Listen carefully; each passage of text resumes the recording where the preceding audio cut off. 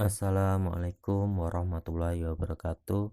Salam sejahtera bagi kita semua. Semoga kita senantiasa diberi kesehatan dan kerahmatan oleh Allah Subhanahu wa taala.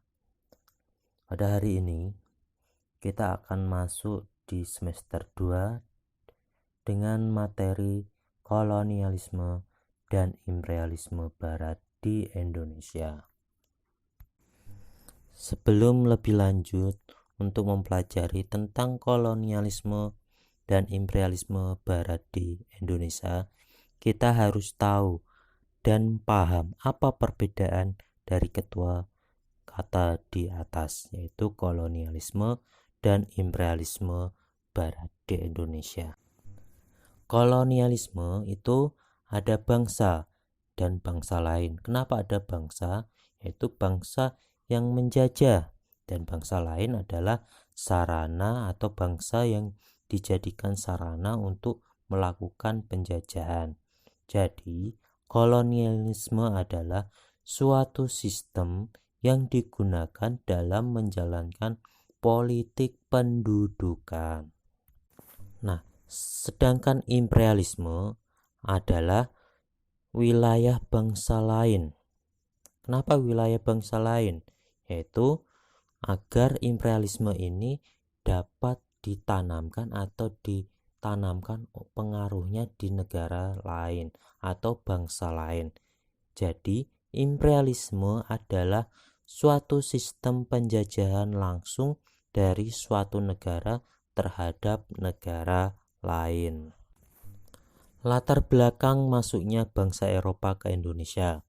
Yang pertama yaitu jatuhnya kota Konstantinopel tahun 1453 ke tangan penguasa Turki Utsmani.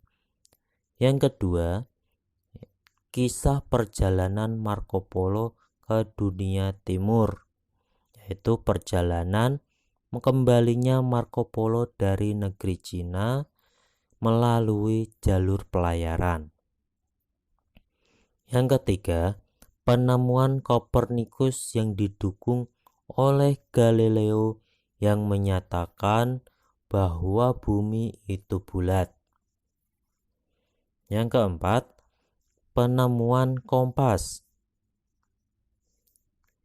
Yang kelima, adanya semangat Rokan-Kusta, yaitu semangat untuk menaklukkan Islam di seluruh dunia, yaitu sesuai dengan misi negara-negara barat atau bangsa-bangsa Eropa untuk melakukan penjelajahan samudra dengan misi 3G, yaitu Gold, Glory, dan Gospel.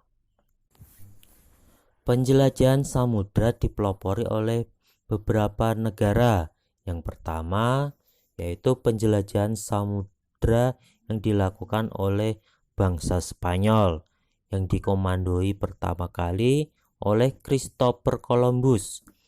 Christopher Columbus menyusuri barat Spanyol dan tiba di benua Amerika pada tahun 1492. Yang kedua yang memimpin perjalanan bangsa Spanyol atau ekspedisi bangsa Spanyol yaitu Ferdinand Magellan menyusuri selatan Amerika dan tiba di Filipina pada tahun 1520. Pemimpin yang ketiga dari bangsa Spanyol yang memimpin ekspedisinya adalah Sebastian de Elcano. Setelah dari Filipina, de Elcano mendarat di Tidore. Selanjutnya, bangsa yang kedua yaitu bangsa Portugal. Bangsa Portugal dipimpin oleh Bartolomeu Dias mencapai Tanjung Harapan pada tahun 1488 dan selanjutnya dilanjutkan perjalanan atau ekspedisinya dilanjutkan oleh Vasco da Gama yang melanjutkan ekspedisi Dias dan mencapai Calicut, India pada tahun 1498. Selanjutnya dipimpin oleh Alfonso de Albuquerque, tiba di Malaka pada tahun 1511. Nah, selanjutnya bangsa Eropa atau bangsa Barat yang melakukan penjelajahan sampai di Indonesia, yaitu penjelajahan Belanda dan Inggris. Nah, penjelajahan Belanda dipimpin oleh Cornelis de Houtman, tiba di pelabuhan Banten berdasarkan buku Van Lieshoten, yaitu Itinerario. Nah, sedangkan Inggris dipimpin oleh Sir James Lancaster, tiba di Aceh pada tahun 1602. Kemudian dilanjutkan ke Banten sebagai armada yang ditunjuk oleh Ratu Elizabeth I. Selanjutnya komando atau komandan pemimpin dari Inggris yaitu Sir Henry Middleton melanjutkan ekspedisi sampai ke Ternate.